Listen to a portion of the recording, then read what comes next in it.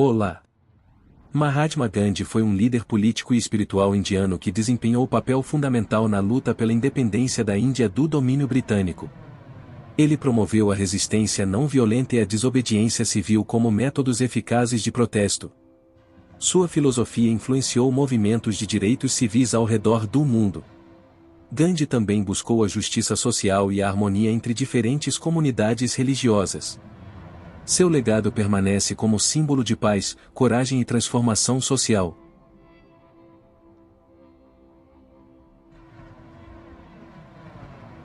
O título Mahatma, que significa grande alma em sânscrito, não foi criado nem adotado por Gandhi. Ele foi atribuído a ele por admiradores, sendo o poeta e filósofo Rabindranath Tagore um dos primeiros a utilizá-lo publicamente. A designação refletia o profundo respeito que muitos tinham por Gandhi, não apenas por suas ações políticas, mas por sua conduta moral, espiritual e ética. O termo ganhou popularidade e passou a ser amplamente utilizado, tornando-se quase sinônimo do próprio Gandhi. Apesar da reverência que o título carregava, Gandhi nunca se sentiu confortável com ele. Ele preferia ser chamado de Bapu, que significa pai em hindi, uma forma mais afetuosa e familiar. Gandhi acreditava na simplicidade e na humildade, e considerava o termo Mahatma excessivamente grandioso, destoando de seus princípios de modéstia e igualdade. Para ele, todos tinham potencial para alcançar a grandeza espiritual, e títulos não deveriam distinguir ninguém dos demais.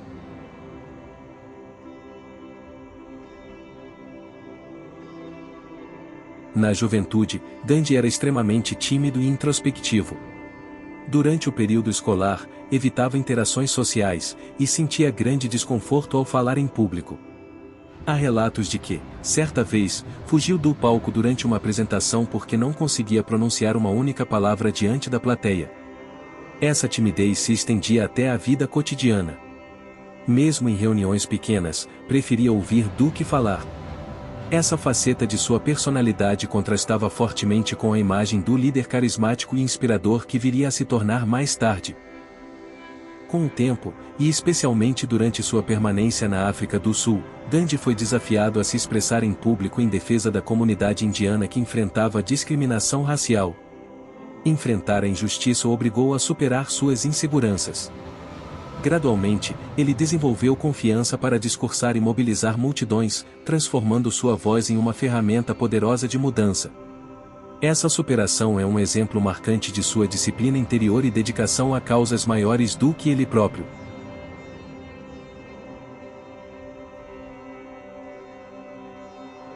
Aos 19 anos, em 1888, Gandhi deixou a Índia rumo a Londres para estudar direito no University College London. A decisão foi controversa dentro de sua comunidade, já que viajar para o Ocidente era mal visto por muitos hindus conservadores da época. Para ser aceito, Gandhi prometeu manter sua dieta vegetariana e seguir os princípios morais de sua religião. Durante sua estadia na Inglaterra, ele fez um grande esforço para se adaptar aos costumes britânicos. Aprendeu etiqueta europeia, tentou aprender dança, e chegou até a comprar roupas de alfaiataria para se parecer com um típico cavalheiro inglês.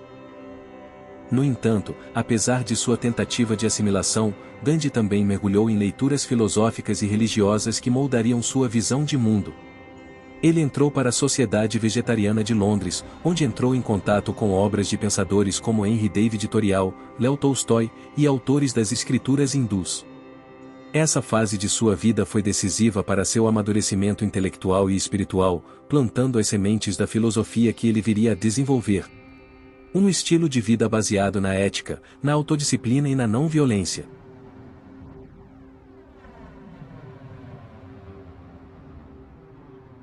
Antes de se tornar uma figura central na luta pela independência da Índia, Gandhi passou mais de 20 anos na África do Sul, onde iniciou sua atuação como advogado e ativista.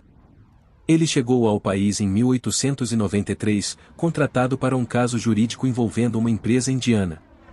Foi lá que enfrentou o racismo e a segregação pela primeira vez de forma direta e humilhante, inclusive sendo expulso de um trem por se recusar a sair da primeira classe, apesar de ter um bilhete válido. Esses episódios marcaram profundamente Gandhi, e o despertaram para a luta pelos direitos civis.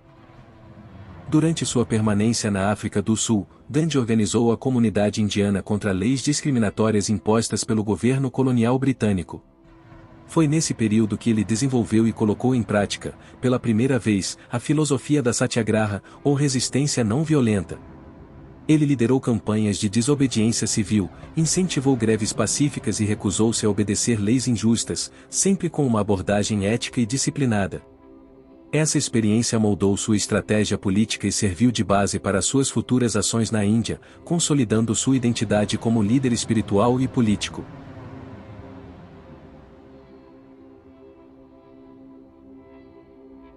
A filosofia da Satyagraha, desenvolvida por Gandhi, é uma das suas maiores contribuições para a política e os movimentos sociais. O termo, derivado do sânscrito, significa literalmente força da verdade ou firmeza na verdade. Para Gandhi, a Satyagraha não era apenas uma tática de protesto, mas uma maneira de viver baseada em princípios éticos profundos. Ela propunha a resistência ao mal sem recorrer à violência, defendendo que a verdade, a justiça e o amor eram forças mais poderosas do que qualquer arma ou repressão. Essa filosofia exigia coragem, autodisciplina e disposição para sofrer sem revidar. Gandhi aplicou a Satyagraha pela primeira vez na África do Sul, mas foi na Índia que ela ganhou dimensão histórica. Ele mobilizou milhões de pessoas em campanhas como a Marcha do Sal e a não cooperação com os britânicos, sempre enfatizando que a luta deveria ser pacífica e moralmente elevada. A ideia era conquistar o respeito e a mudança, não destruir o inimigo. Essa abordagem inspirou movimentos em todo o mundo, influenciando líderes como Martin Luther King Jr. e Nelson Mandela. A Satyagraha provou que a resistência pacífica, quando baseada em princípios sólidos, poderia ser uma poderosa ferramenta de transformação social.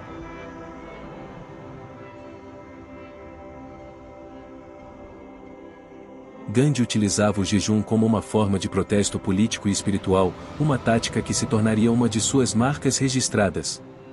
Para ele, o jejum era mais do que uma simples abstenção de alimentos. Era um ato de purificação pessoal e uma maneira de apelar à consciência moral dos oponentes e do povo. Ele acreditava que o sofrimento voluntário poderia despertar compaixão e reflexão, tanto nos opressores quanto nos aliados. Seus jejuns eram sempre acompanhados de um propósito específico: chamar a atenção para injustiças, promover a paz entre comunidades ou reforçar compromissos com a não-violência. Alguns de seus jejuns duraram semanas, gerando enorme comoção pública na Índia e no exterior. Um dos mais conhecidos foi realizado em 1947, após a independência da Índia, quando ele jejuou para interromper a violência entre hindus e muçulmanos que eclodira durante a partilha do país. O impacto foi tão grande que líderes comunitários das duas religiões se comprometeram publicamente a restaurar a paz. Os jejuns de Gandhi não só demonstravam seu comprometimento com os princípios que defendia, mas também evidenciavam seu poder de influência moral, mesmo sem ocupar cargos oficiais de autoridade.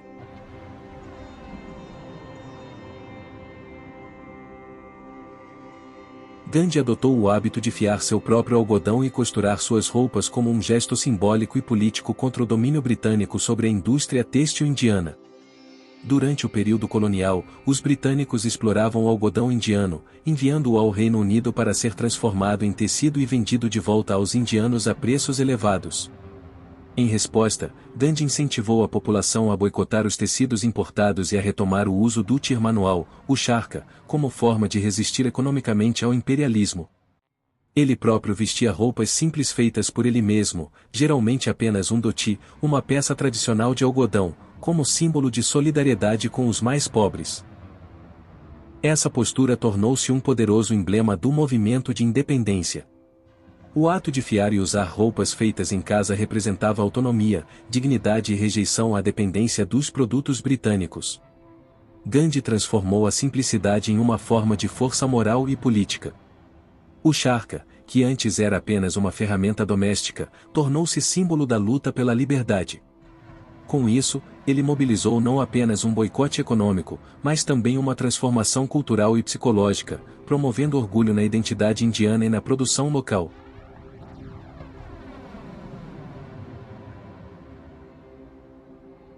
Gandhi foi preso diversas vezes pelas autoridades britânicas ao longo de sua vida, totalizando mais de 2000 dias na prisão. Suas detenções eram consequência direta de sua liderança em campanhas de desobediência civil e resistência não violenta, como a Marcha do Sal, a campanha de não cooperação e a campanha Saiam da Índia. Mesmo sendo sempre pacífico em seus atos, Gandhi desafiava abertamente leis consideradas injustas, e por isso era frequentemente alvo das repressões do regime colonial. Ele aceitava suas prisões com serenidade, considerando-as parte do sacrifício necessário para a conquista da independência. Durante o tempo que passou encarcerado, Gandhi mantinha suas práticas espirituais e rotinas de disciplina, além de escrever cartas, artigos e até livros, como a autobiografia Minha Vida e Minhas Experiências com a Verdade. Suas prisões, longe de silenciá-lo, aumentavam ainda mais sua influência e inspiravam milhões de indianos a seguir seu exemplo. O fato de que um homem tão pacífico e ético fosse constantemente preso por lutar por justiça, expunha a opressão do Império Britânico aos olhos do mundo. Em vez de ser um obstáculo, as prisões de Gandhi fortaleciam o movimento e solidificavam sua imagem como mártir da liberdade.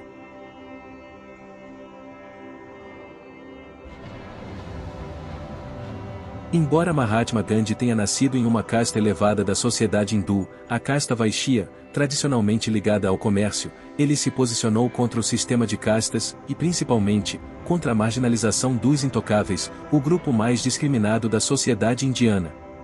Ele os chamava de Arijans, que significa filhos de Deus, em uma tentativa de resgatar sua dignidade e promover sua inclusão social. Gandhi acreditava que todos os seres humanos eram iguais perante Deus e que a pureza de uma pessoa vinha de suas ações e caráter, não de seu nascimento. Para defender essa causa, Gandhi tomou atitudes ousadas para a época. Ele convidava Arijans para viverem em suas comunidades, comia com eles e os incentivava a frequentar os mesmos templos e escolas que os demais. Essa postura gerou resistência não apenas entre os colonizadores britânicos, mas também dentro da própria sociedade hindu, onde muitos o criticaram por desafiar tradições seculares. Ainda assim, Gandhi permaneceu firme em seu compromisso com a igualdade, e tentou usar sua influência para mudar mentalidades. Sua luta pelos direitos dos intocáveis foi um passo importante rumo a uma Índia mais justa, mesmo que o sistema de castas ainda persistisse de forma estrutural.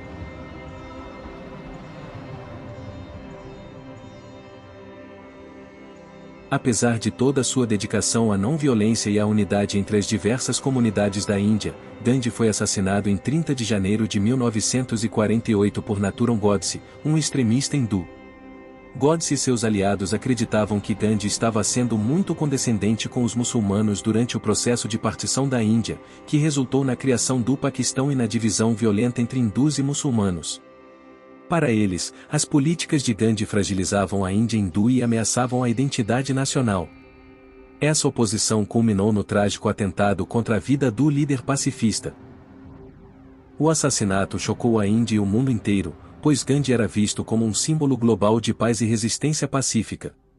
Mesmo diante da violência que ceifou sua vida, o legado de Gandhi continuou a inspirar movimentos de direitos civis e de independência em diversos países. Sua morte ressaltou o quão polarizada estava a situação na Índia pós-independência, mas também consolidou sua imagem como mártir da não-violência e do ideal de uma convivência pacífica entre diferentes povos e religiões.